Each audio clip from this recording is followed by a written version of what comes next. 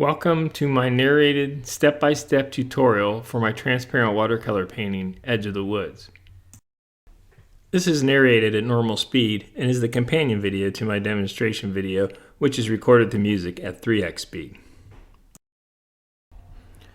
The photo on the right, which I took in my backyard a few weeks ago, is the reference for this painting. I've already done a light sketch and applied some masking fluid to my work surface. I would have recorded the masking process, however, I didn't have any intentions of recording this painting when I started it, and then I decided to make a good subject and I had already accomplished my masking. So I'm going to describe a little bit what I've already done with the masking fluid. I took a fine line masking fluid pen similar to the one that I list on the supply list on my website, and I've masked out some of the linear shapes of branches and some leaf shapes, and then also some of the areas where snow is adhering to the larger tree in the foreground. And then I also took some masking fluid with a toothbrush and I splattered it over about the top 2/3 of the paper, and when I remove that at the end, it's going to give a nice texture and the appearance of snow flying. Before I start painting, I'm going to show you the color mixture that I'll be using at the start.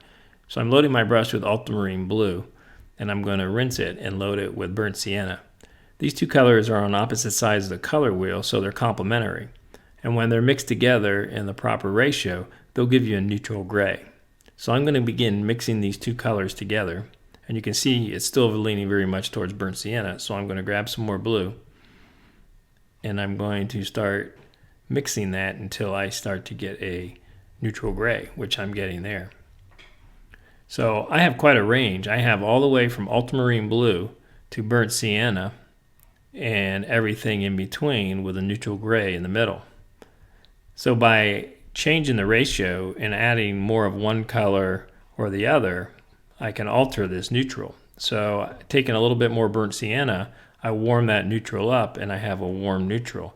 Adding more blue, I start to get a cooler blue or neutral that's leaning more towards ultramarine blue. It's quite a range from neutral gray to burnt sienna or neutral gray to ultramarine blue.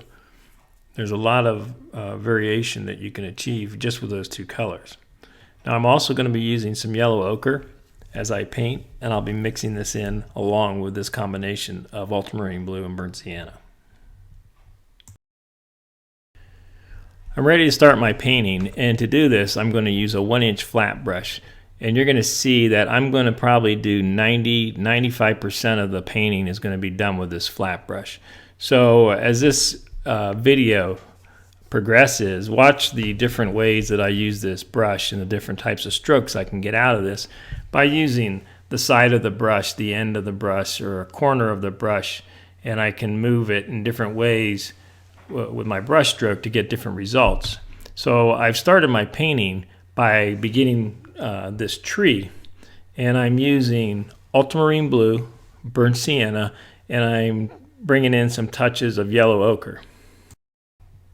While I've mixed these neutral colors on my palette, a warm neutral and a cool neutral, I'm allowing these to mix together on the paper also, and it gives just a nice gradation of tone.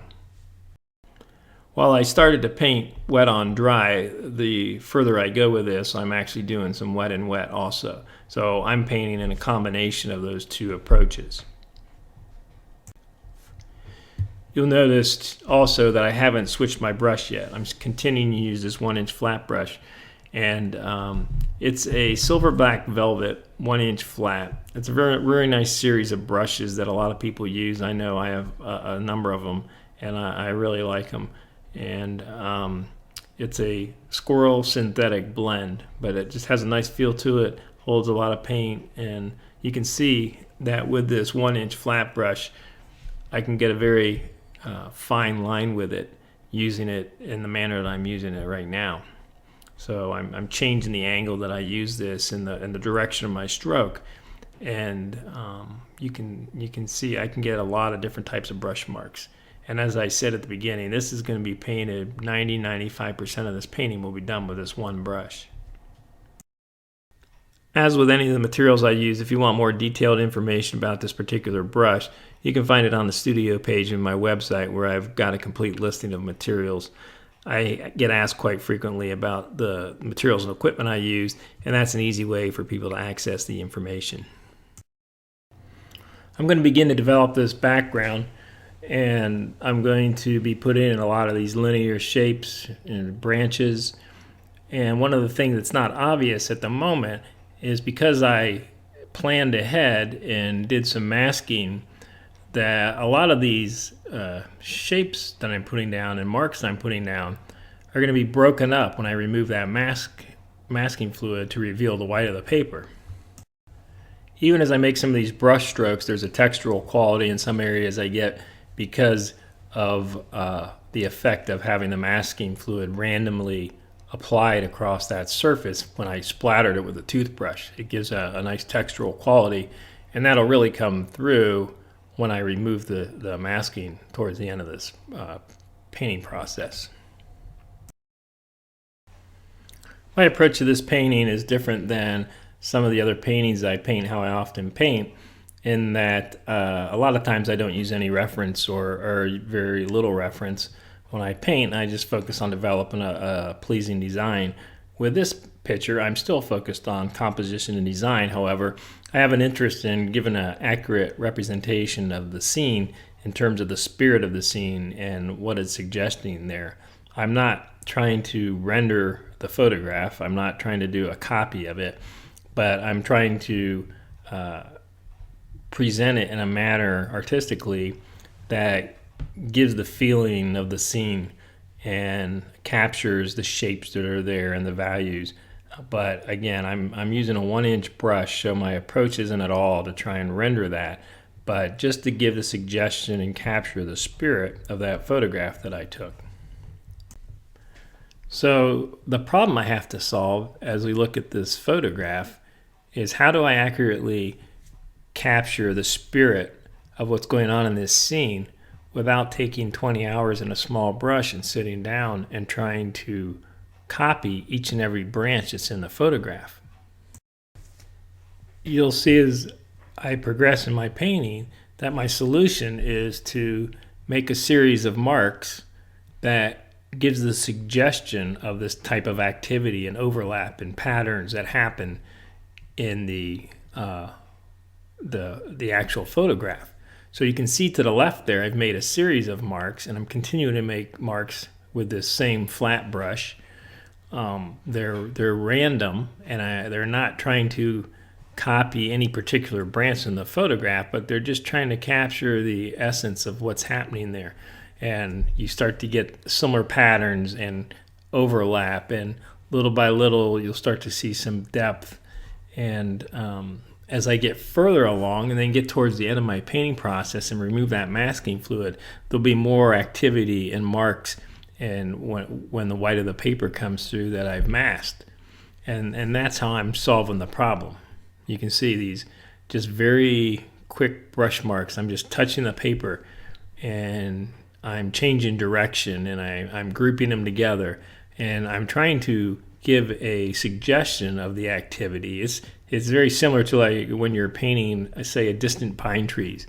You don't necessarily sit down and render every branch, but you make marks with your brush that give a suggestion that there's a tree there. I'm continuing to make some of these linear marks that represent the branches and some of the saplings coming out of the snow. And I've come pretty far with this, and I think it's doing a pretty good job. And again, some of this is going to be broken up when I remove the masking fluid later on. So I'm starting to think about what else I'm going to have to work into this area. And one of them is looking at my reference photo. There's quite a variety of dried orangish tone leaves that are scattered about the composition. So I started thinking about how I'm going to approach that. And my solution to that is just, I'm going to take a bright orange mixture, which is actually quinacridone coral and quinacridone gold. It makes a nice bright burnt sienna type tone. And I'm just taking my brush, and this is the first time I've used a different brush, so I'm using a smaller brush here to splatter this on. And it's helpful if you put a Kleenex down to protect areas you don't want to get this on, like I just did. But I'm just tapping the brush on my hands, and it just gives the appearance of this random sprinkling of this orange tone in these branches. Now, some of these are bigger than a little splattering, so I'm going to take my brush and I'm going to lay down some orangish brush marks just randomly through the picture. Again, here's where I'm not trying to copy each leaf in my photograph, but I'm suggesting in the spirit of what's going on in my scene that they are in fact there.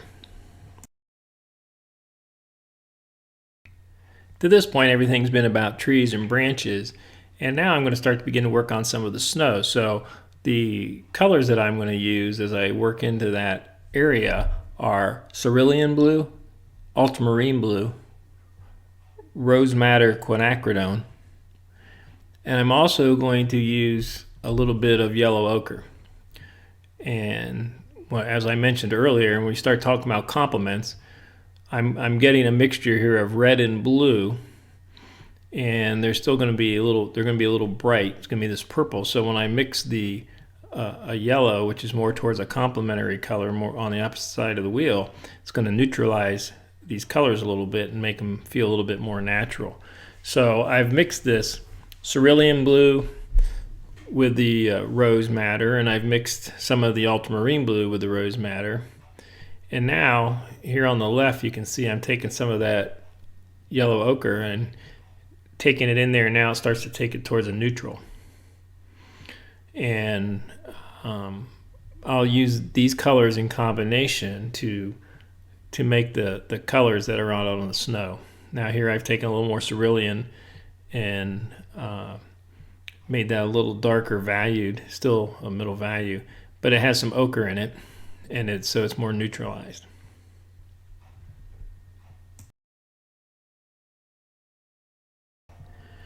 So I'm going to begin working in some of the snow areas, and I'm using a tone that's out of the mixture that I just showed on the palette, and I'm back to my 1-inch brush. As I said, 95% of this painting will be done with this brush. The only thing I've done so far without it is just the splattering of the leaf tone and the little marks of the leaf shapes, but those could have been done very easily with this one. And this tone here has a little bit of a purple side to it, but it's been grayed down. And now I'm going to take a mark that has a little bit more of a blue tone to it, and it's subtle, but I'll be mixing letting these colors mix with one another on the paper, and it just gives some nice gradation of color within the values that provide interest to the composition. When you're painting shadows on snow or shadowy areas on snow, one of the things to keep in mind is the land is rarely just flat, straight lines. So normally those shadows have a little bit of curve or shape to them. They're not just a straight, even line. So keep that in mind when you're making your shadowy brush strokes for snow, that try to follow the contour of the land.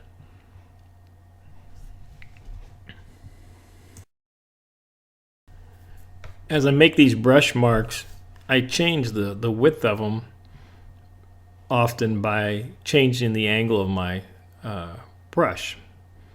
When it's completely turned so that it's the width of it is moving with the parallel of my brush stroke, it's very narrow, makes a very narrow mark. And as I start to rotate that brush and it starts to become perpendicular to the direction of my brush stroke, it starts to get much wider. And you can vary that within one stroke, and it makes for this variation of line width. Now I'm taking this tone and I'm giving it the suggestion back in the wooded area that these shadows are carrying on. So little by little I'm building layers of twigs and branches and tree trunks and leaves and snow going behind it, I'm building up layers of this activity, and in the end it'll all come together. But I'm not trying to take one area and render it out. I'm developing this whole painting as I go, and all of these areas relate to one another.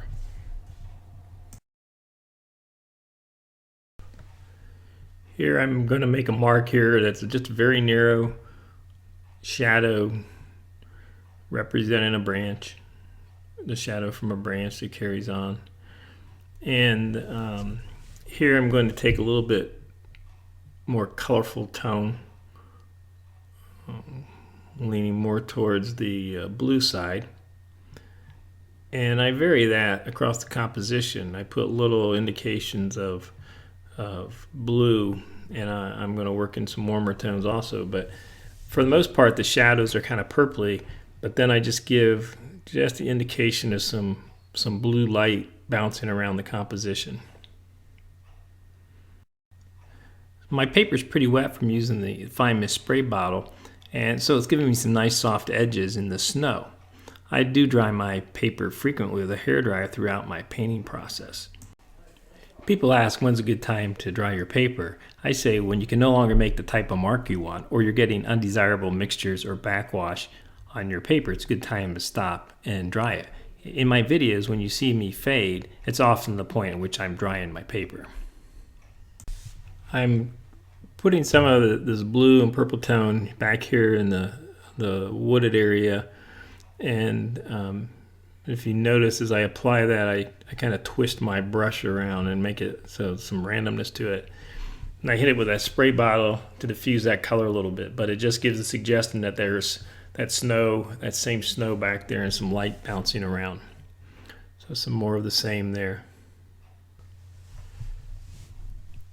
There's actually a bit of a horizon line looking back through the woods, and to give the representation of that and suggest that that's what's going on back there, I'm going to take a light valued glaze and a mixture that's a warm mixture of the burnt sienna and ultramarine blue, more burnt sienna, and I'm painting that there at the top just to indicate that there's a horizon line there, and that over that ridge that you start going deeper into the wooded area.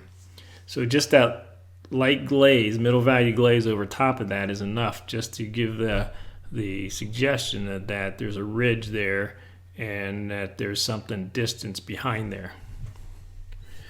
Now I'm taking a warm value here, which is some burnt sienna with a little bit of yellow ochre, and then it had a little much too burnt sienna for me, so I spray that off and dry it with a Kleenex, and I'm going to come back in with a mixture that's got a little bit more yellow ochre in it.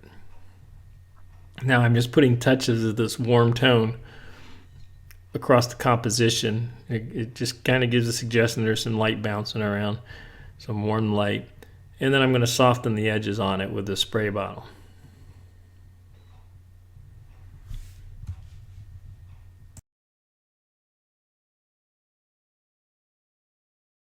A few of these areas where the tree goes in the snow and the shadows there, they seem a little flat to me. So I'm taking a little bit of a dark bluer tone, and I'm just giving a touch of it in some of these shadow areas just to make it feel a little bit deeper.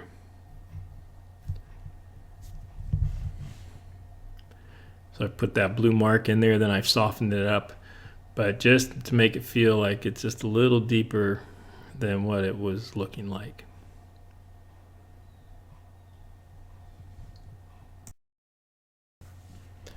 I'm going to work a little farther back there, trying to give the same suggestion. And the color I'm using back there is has a little bit more grayness to it because it's distant, and I want it to feel a little more distant.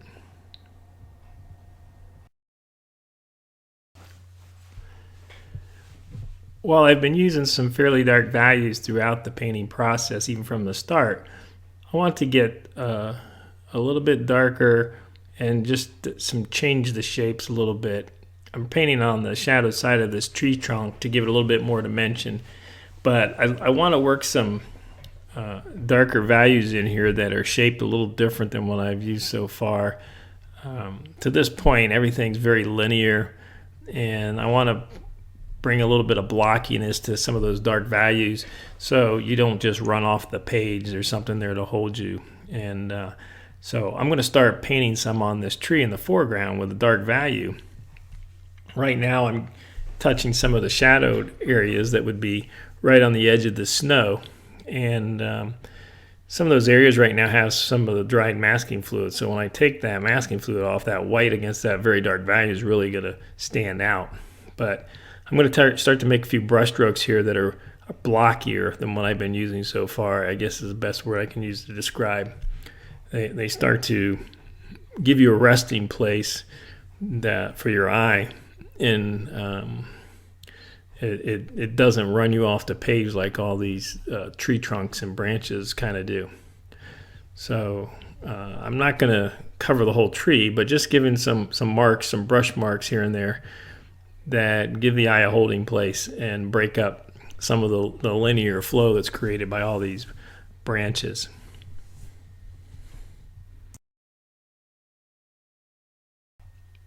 I really didn't do much there, just a few brush strokes in a couple strategic areas to create that different dark valued shape that gives an area to rest and help stop that flow a little bit. And if you look in the right corner and compare it before I put those marks in and after, there is a noticeable difference.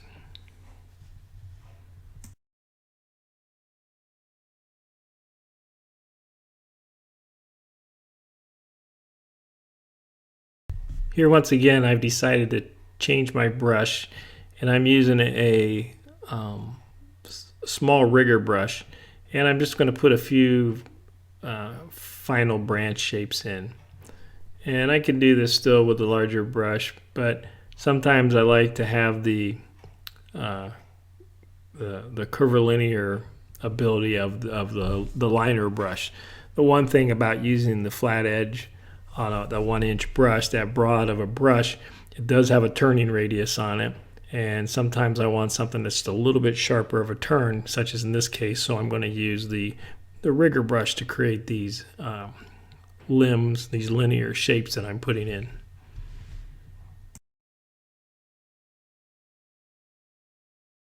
A lot of times we get into this kind of thicket and underbrush. Not only are there some dried leaves, but there's often some dried up berries, which are very dark valued normally and kind of shadowy. And that's what I'm doing here. I'm using this brush to put some small little round shapes that represent these dried up berries hanging on the limb.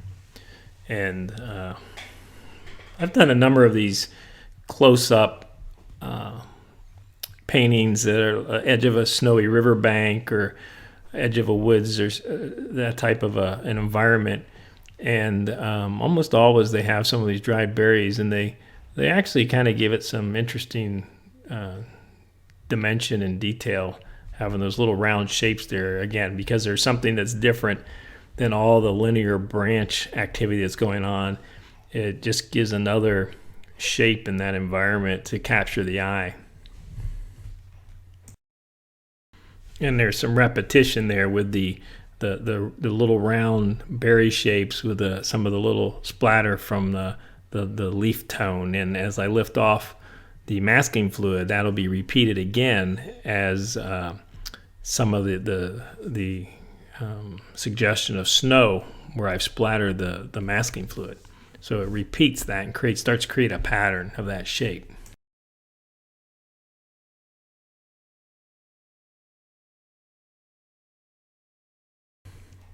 I'm going to put some branch shapes here. I'm going to group them together just to give a little island of activity in this big white shape I have. It'll break it up a little bit and create an area of interest. So I take this rigger brush and I make some of these branch shapes, and as I do this I try to make some longer than others and bending different ways, and you just want some variation there. But it's not a lot, but it's amazing how much just a few little brush marks can make a difference in an area.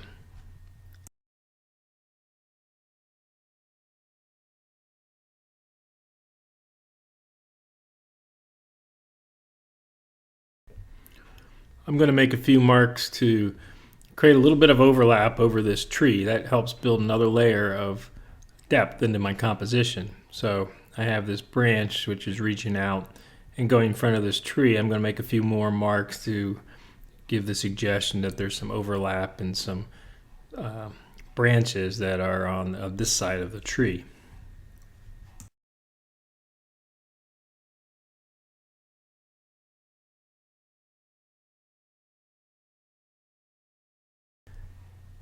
So now I'm going to get to one of my favorite parts. It's where I do the big reveal, where I remove the dried masking fluid that I applied before I began painting. So I've slowed this down so I can talk to this a little bit. I'm using a rubber cement pickup eraser to remove the masking fluid. And as I do, you start to see the very bright white paper coming through. And especially where it's near some of the dark values, it really stands out. And as I remove from the tree here, you can kind of see where the snow's laying on the tree. And as I get to some of these branches, you'll see these branches and these linear shapes. They'll start to have interruptions in them and lost edges and start to be broken up more because I've had that masking fluid where I've splattered it and given the suggestion of snow, fallen snow, or I've drawn a line on top of a branch area to make it look like snow's lying there. So you can start to see a lot of this being revealed. When I use masking fluid in many of my paintings, I remove it much earlier in the process, but when I'm doing a snow scene and I want to have the suggestion of snowflakes flying, I normally wait to the very end so that I don't cover back up over the texture from the snowflake. But you can start to see how this white's now mingling between all these shapes that I've painted as I've built these layers. And these areas start to stand out. There's more contrast in those areas because of that nice bright white coming through.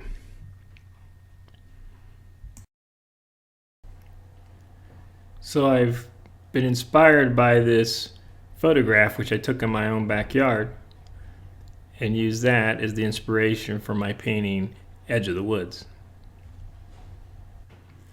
I hope you enjoyed this video and saw some things that you'd like to try.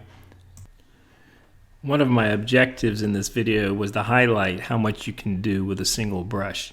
I think most people feel they need to constantly change brushes, change size and shapes, and use little brushes. And it's been my objective in this video to illustrate how you can do so much with just one brush. I certainly wouldn't expect everybody to go out there and start doing their paintings with one big brush. But if you'll challenge yourself just to stretch your comfort zone a little, I think you'll be amazed at what you can achieve. If you have questions about the materials I use, including the colors on my palette, you can go to the studio page of my website where I have a complete listing of all those materials. If you have specific questions, you can email me at contactrsurwitzart@gmail.com. And if you want to see more of my videos, you can check out my playlist by searching for Rick Surwitz Watercolor on YouTube.